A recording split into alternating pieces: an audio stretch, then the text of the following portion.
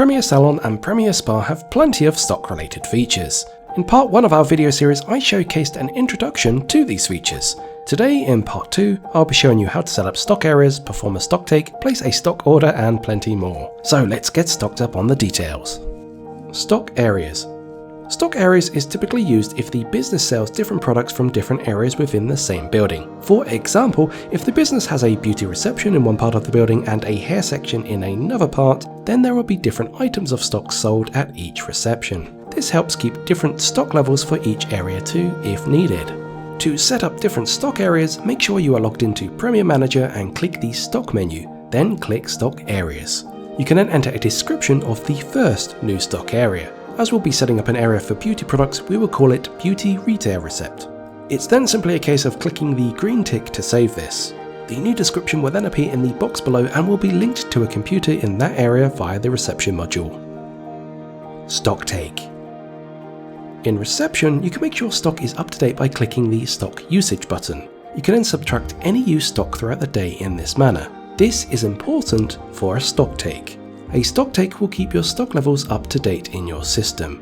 To carry out a stock take, head to the Stock menu and click the Stock Take Setup icon. If you have no outstanding items and an open stock take awaiting completion, you will receive a prompt to confirm this before entering. Once in the Stock Take Setup window, click Create New to start the process. You will then be able to give the stock take a unique description to help you identify easier in the system. If a particular member of staff is set to do a stock take, you can assign them to this using the Staff Member drop-down menu.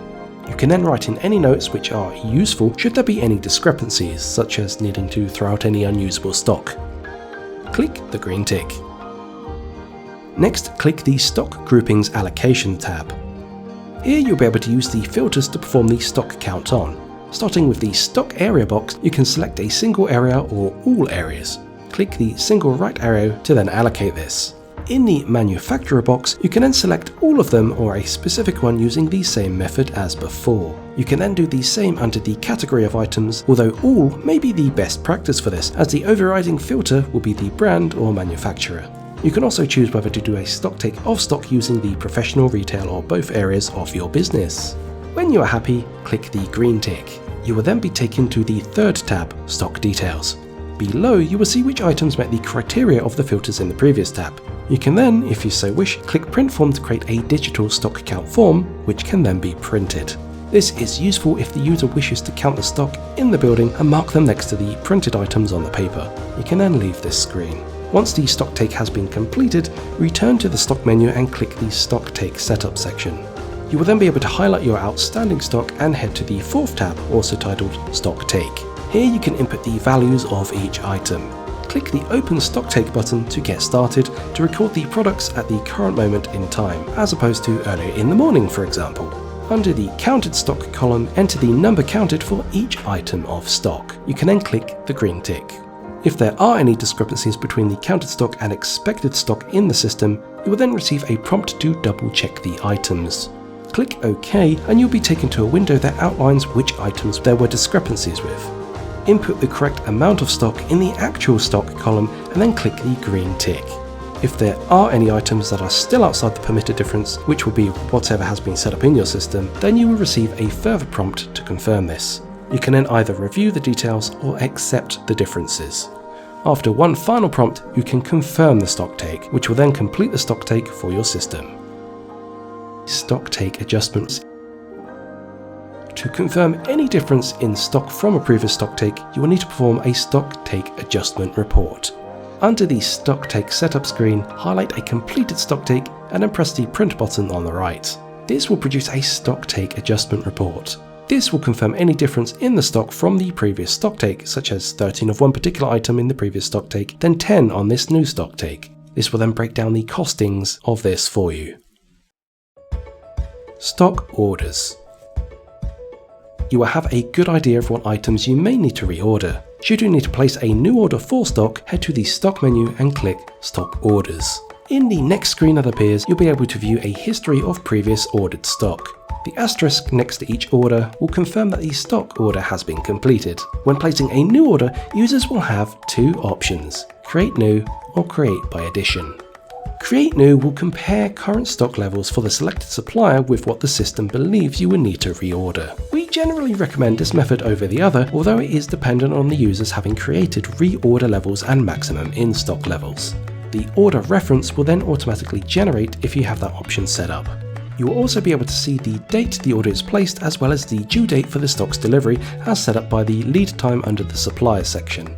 Finally, you may choose the stock type to deliver, such as just professional, retail, or both types of stock from the supplier. You can then click the green tick to generate the order. The next window will identify which items will need to be reordered based on the current stock levels. In this instance, only one item has hit the reorder level requirements. You can view the details in the following table, such as the price and total quantity to reorder, in this case 6. There will be no individual unit quantity in this instance, as we have set this item to only be ordered in whole packs, as shown under the pack quantity column. This has therefore ordered one pack of 6 items, giving the total quantity of 6. You can also amend the quantity of items here, should you wish, and even reduce this down to 0 if you want to cancel the item from the order. Alternatively, if you increase this number, you may receive a prompt if this exceeds the maximum in-stock level you have set up, which you can click yes to continue the amendment. The pack quantity will then be calculated according to whatever total quantity you amend the order to. Similarly, the price can be adjusted to match any price break or special offer from your supplier. You can do this under the pack price column, which will only affect the pricing of this particular order. So that means the original price will remain in the system for any future orders. Should you wish to order the other products from the supplier, you can click the Show Nothing to Order Lines tick box to every product that has been assigned to them. The quantity columns can then be amended accordingly. When you're ready, you will see the total order value in the bottom left of the screen, as well as the price and postage, and total including price and postage. Make sure this is suitable and then click the green tick. A prompt will then confirm whether you would like to print a goods received note for the order, which you can click yes or no to. If you click yes, you will receive a digital receipt which you can then save and file away for future reference, such as upon delivery, where this can be used to check the items are correct upon their arrival. When you're done, click the red cross. A new prompt will then appear, asking whether you would like to print an order form or not. Should you click yes, the digital form will show the order values. This can then be printed using the print button or exported from the system using the export button in the top left. You can then use the drop-down menus to save this as a PDF or attach it to an email to your supplier. When you're ready, click the red cross to head back to the stock orders screen. This new order will now be shown. This has not been authorized as denoted under the faint authorized checkbox. To confirm this, head back to the stock menu and click the stock delivery section. No order should be shown here. In this case, head back to the stock order screen. You will find the order under the outstanding filter as selected on the right. If there are no outstanding orders, the filter will default to all otherwise. If the order has yet to be authorized, it can be amended under the Amend Order button on the right. You can then change any column details as before. Once management authorize the order as made available by the Authorize Order button on the right, then this order will be locked and you will be unable to amend this. You can, however, click View Order to check any details or click Delete to delete the order if there is a mistake on there. The other way to create an order is manually by Create by Addition. This is used by salons that have not yet set up their reorder levels or maximum stock levels. To create a new order in this way, you must input your own order reference number in the system, then click the green tick. This will give you a blank order. To add new items to the order, click the Add Items button. Use the manufacturer and category filters to locate the items you then wish to add. Once located, highlight the item and then amend how many packs of the item you would like, as well as the total if applicable. Once you're ready, click the Add button. You can continue to do this for as many items as you need. When you're done, click the red cross to take you back to the order details screen. You may amend any quantities as needed in the total quantity column as before. Once you have checked all the items, you can then click the green tick to place the order and print any forms as needed. Should you need to print these at a later date or reprint the forms, you may do so from the stock order screen under the Print Goods Received button or Print Order Form button. Receiving stock deliveries. To accept a delivery of stock, head to the stock menu and then click onto Stock Delivery. Click and highlight the delivery in question, then click the New Delivery button in the bottom right. In this screen that then appears, you will need to input a unique delivery number in the box near the top before continuing. The system will then assume any deliveries have been successful on all items. However, this may not always be the case. First, amend the quantity of items you may have actually received for each item under the Total Received column. You may then need to make further actions. To do this, use the Action drop-down menus to select what action you would like to take for each item. The supplier may have stated on the delivery information that one of the items is out of stock, please reorder.